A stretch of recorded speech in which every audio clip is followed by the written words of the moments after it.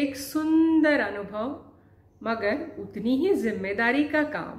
Parents यानी कि माता पिता अपने बच्चे के संपर्क में आने वाले वो पहले व्यक्ति होते हैं और उन्हीं के साथ शुरू के कई महीने या साल एक बच्चा बिताता है। तो इन्फ्लुएंस जो होता है बच्चे पे वो ज़्यादातर अपने माता पिता से होता है शुरुआती के कुछ दिनों में या महीनों में, जब तक कि वो बाहर वालों के साथ उसकी कोई इंटरेक्शन नहीं होती। अपने माता पिता से अटैचमेंट भी होती है बच्चे को और उसी तरह उनसे वो प्रभावित भी होता है। और इसलिए आप अपने बच्चे के साथ कैसा व्यवहार कर रहे हैं, आपकी पेरेंटिंग स्टाइल क्या है, इन सब का उस बच्चे की पर्सनालिटी डेवलपमेंट पर बहुत असर होता है। तो आज के हमारे वीडियो में हम देखेंगे कि अलग अलग पेरेंटिंग स्टाइल्स क्या है, सबसे बढ़िया वाला पेरेंटिंग स्टाइल कौन सा है और आपका अपना पेरेंटिंग स्टाइल क्या है। ये जानने में भी हम आपकी थोड़ी बहुत मदद कर ही लेंगे, तो ये वीडियो आखिर तक ज़रूर देखिए। A warm welcome to all the viewers of my channel Mind Vista, जहाँ पर हम बातें करते हैं माइंड यानी कि मन की, प्रोग्रेस की, मोटिवेशन की, जिंदगी को बेहतर बनाने की और ऐसी बहुत सारी बातें जो आपको एक खुशहाल, सक्सेसफुल और कंटेंटेड लाइफ दे सकती हैं। मेरा नाम है स्नेहा देशपांडे और मैं एक क्लिनिकल साइकोलॉजिस्ट हूँ। एक साइकोलॉजिस्ट का काम होता है मानसिक समस्याओं, परेशानियों का कारण खोजना और उनका निवारण करने में मदद करना, जिसे कि हम थेरेपी कहते हैं। तो अगर आप अपने शारीरिक स्वास्थ्य के साथ साथ अपने मानसिक स्वास्थ्य का भी ख्याल रखना चाहते हैं तो ये चैनल खास आपके लिए है। एक पेरेंट का काम होता है अपने बच्चे को एक इंडिपेंडेंट, स्वावलंबी और जिम्मेदार व्यक्ति बनाना, जो अपना ख्याल खुद रख सके, समाज के प्रति भी उस अपनी जिम्मेदारियों को पूरा कर सके। मगर ये दिखता है उतना आसान काम तो नहीं है, खासकर इसलिए क्योंकि इसका कोई एक फिक्स फॉर्मूला नहीं है, एक सिलेबस नहीं है, एक पक्का कोर्स नहीं है, क्योंकि हर बच्चा अलग है, उसकी परिस्थिति अलग है, उसका वातावरण अलग है, उसके पेरेंट्स भी अलग अलग परिस्थितियों में से आए हुए हैं। फिर भी ये बड़ा प्यारा सा चैलेंज है, लेकिन हाँ, ये एक इमोशनल चैलेंज भी है और इसके कई सारे पहलू हैं, जैसे कि कम्युनिकेशन अच्छा रखना या मोटिवेट करना अपने बच्चे को, उसको डिसिप्लिन उसमें लाना, उसे लाइफ स्किल्स सिखाना। इन सारे विषयों पर मेरे अलग अलग वीडियोस हैं जो कि आप देख सकते हैं। चलिए आज देखते हैं पेरेंटिंग स्टाइल्स क्या होती है और कौन सी स्टाइल सही है। हर माता पिता की अपने बच्चे को बड़ा करने की, अपब्रिंगिंग की, परवरिश की एक अपनी ही स्टाइल होती है, या जिसे आप कह सकते हैं एक स्ट्रेटजी होती है। मुख्यतः 4 तरह की पेरेंटिंग स्टाइल्स हैं। एक है अथॉरिटेरियन, दूसरी है अथॉरिटेटिव, फिर परमिसिव और नेग्लेक्टफुल। चलिए सबसे पहले जानते हैं अथॉरिटेरियन पेरेंटिंग कैसी होती है। एक उदाहरण लेके देखते हैं। उदाहरण में नाम तो ऐसे ही मैंने लिया हुआ है, सेम नाम, एक ही नाम लेके चलिए करण मान लेते हैं। एक लड़का है 13-14 साल का, उसके लाइफ से जुड़े हुए उदाहरण हम लेंगे। तो हमारा ये करण है 13-14 साल का लड़का। उसके सारे डिसीजंस जो है उसके मम्मी डैडी ही लेते हैं। वो क्या खाएगा, क्या पहनेगा, कौन से स्कूल में जाएगा, किसके साथ खेलेगा, कब खेलेगा, टीवी देखेगा या नहीं देखेगा, तो क्या देखेगा, हर चीज उसके मम्मी पापा ने उसके लिए डिसाइड कर रखी है। उसमें वो कोई भी बोलने का उसे हक नहीं है। वैसे तो करण है अच्छा लड़का, लेकिन एक दिन क्या हुआ, उसका मन किया कि मैं मेरे दोस्तों के साथ थोड़ा ज्यादा समय बिताऊं। तो उसने घर पे ऐसे ही झूठ मूठ कुछ बहाना बना दिया और दोस्त के यहाँ चले गया। शाम को वापस आया, उसे लगा कि पापा मम्मी को तो कुछ पता नहीं है, लेकिन दूसरे दिन उसके पापा को पता चला कि कल ऐसा बहाना बना के करण यहाँ गया हुआ था। जैसे वो घर आए पूरा आग बबूला होके और इतना डांटा करण को, इतना डांटा, बेचारा इतना सा मुंह लेके बैठ गया। और इतना करके भी वो शांत नहीं रहे, वो उस दोस्त के घर भी गए और उसके मम्मी पापा को भी खरी खोटी सुना दी। ये हो गई अथॉरिटेरियन स्टाइल ऑफ पेरेंटिंग, जहां पर सारे डिसीजंस मम्मी पापा के हाथ में होते हैं। पेरेंट्स पूरा कंट्रोल अपने हाथ में रखते हैं। ऐसे बच्चे यूं तो रूल्स फॉलो करने में उनको कोई प्रॉब्लम नहीं आती है, सारे इंस्ट्रक्शंस या रूल्स आराम से फॉलो कर लेते हैं, लेकिन कई बार बड़े होने के बाद ये अपने फैसले खुद नहीं ले पाते या फिर गलत फैसले ले लेते हैं। बहुत बार ऐसे बच्चे दोस्त नहीं बना पाते या बड़े होके बाद की जिंदगी में बहुत अग्रेसिव हो जाते हैं। इनको एंगर इश्यूज भी हो सकते हैं। तो ये हुए authoritarian control freak parenting style, यानी इससे बिल्कुल उल्टी होती है परमिसिव पेरेंटिंग स्टाइल।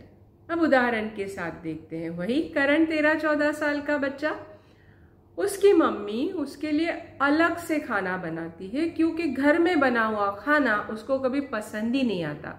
हमेशा खिटखिट रहती है, ये वाली सब्जी क्यों बनाई, मेरे लिए आलू की सब्जी बना दो, मुझे फला डिश बना दो, मुझे अभी मीठा खाना ही खाना है, आप ऑर्डर कर दो, आज मैं पिज्जा ही खाऊंगा। हर चीज में उसके नखरे होते हैं। शॉपिंग भी अपनी मर्जी से ही करेगा, नहीं मुझे आज नई शर्ट चाहिए, मुझे नए वाले जूते चाहिए, और मम्मी पापा है कि बस उसकी मर्जी संभालने में लगे हुए हैं। इन शॉर्ट बड़ा लाडला है, उसको कभी उसके पापा मम्मी ने रोने ही नहीं दिया।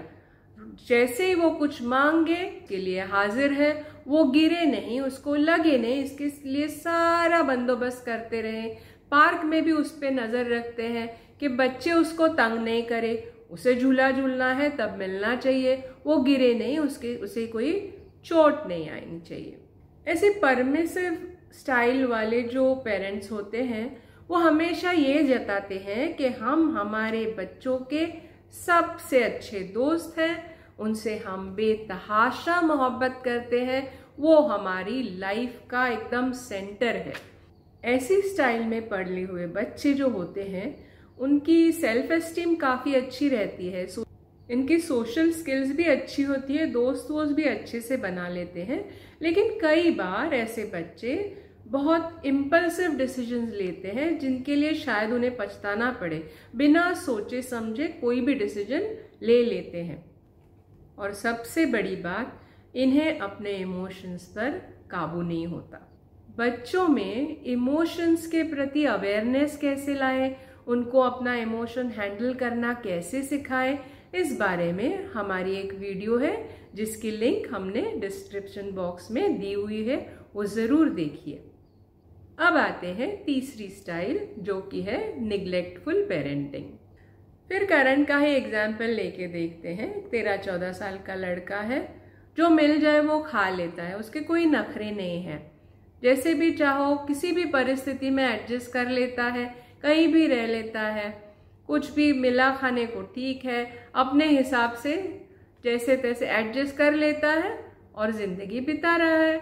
उसके कोई खास गोल्स नहीं है, बुद्धिमान है, इंटेलिजेंट है, मगर पढ़ाई के ऐसे कोई खास गोल्स नहीं है, पढ़ाई में इतना अच्छा कर नहीं पा रहा है क्योंकि उसका मूड नहीं होता तो वो नहीं पढ़ता है। करियर के बारे में तो उसको कुछ पता ही नहीं है और बहुत बार अपनी बात रख नहीं पाता, उसके कम्युनिकेशन स्किल्स बहुत खराब है। ऐसा नहीं है कि उसके पेरेंट्स उसको चाहते नहीं हैं, मगर उनके पास वक्त ही नहीं है। वो अपने कामों में इतने व्यस्त है, अपने करियर में इतने व्यस्त है कि उसके लिए समय नहीं दे पा रहे हैं। तो वो पैसे दे के ये कॉम्पेंसेट कर लेते हैं, उसे जो चाहिए वो चीज दे देते हैं, उनको लगता है इससे वो खुश रहेगा। तो ये हुआ उदाहरण निग्लेक्टफुल पेरेंटिंग स्टाइल का। इस स्टाइल में पले हुए बच्चे जो होते हैं उनकी सेल्फ एस्टीम कई बार लो होती है, मगर हाँ घर से दूर या आराम से रह लेते हैं, अकेले रह लेते हैं, मगर इन्हें दोस्त बनाने में दिक्कत भी होती है और अकेले रहना पसंद करते हैं। और सबसे बड़ी बात, इन्हें अपनी इमोशंस समझ ही नहीं आती। अब चलते हैं चौथी और आखिरी, अथॉरिटेटिव पेरेंटिंग स्टाइल। फिर वही एग्जाम्पल, करण जो कि 13-14 साल का लड़का है, बहुत डिसिप्लिन्ड है, अपने माता पिता से काफ़ी क्लोज है, उनसे अपनी सारी बातें शेयर करता है, उसे कुछ प्रॉब्लम आती है तो उन्हें बताने में उसको हिचकिचाहट नहीं होती है। उसका पूरा परिवार साथ बैठ के खाना खाता है और हफ्ते में एक दिन करण की पसंद का खाना ज़रूर बनता है। That is the rule of the family. Karan के पापा बहुत चाहते थे कि वो क्रिकेट खेले क्योंकि वो खुद बहुत अच्छा क्रिकेट खेलते थे, मगर करण को क्रिकेट में बिल्कुल ही रुचि नहीं थी, उसे तो चेस खेलना था।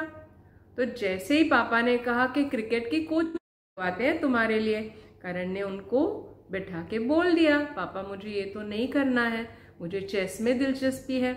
तो पापा ने उससे काफ़ी देर तक बातें की कि क्यों क्रिकेट नहीं खेलना चाहते हो और चेस में क्यों जाना चाहते हो। वो सब बातें होने के बाद पापा ने तय किया, ठीक है, कल से मैं तुम्हारे लिए चेस के क्लासेस का प्रबंध कर देता हूँ।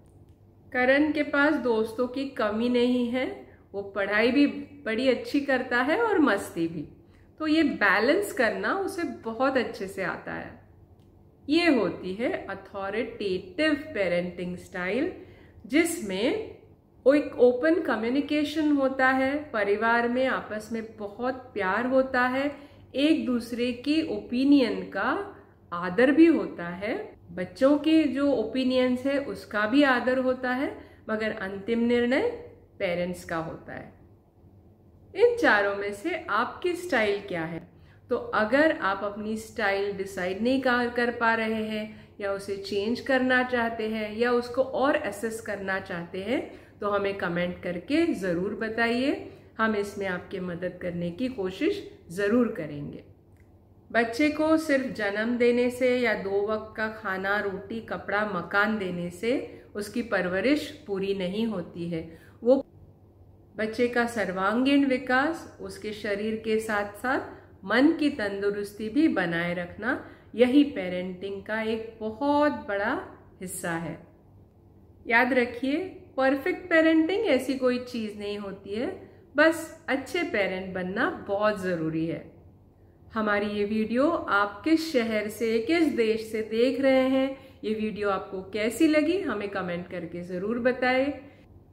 और कौन कौन से विषयों पर वीडियो देखना पसंद करेंगे, हम आते रहेंगे ऐसे ही इंफॉर्मेटिव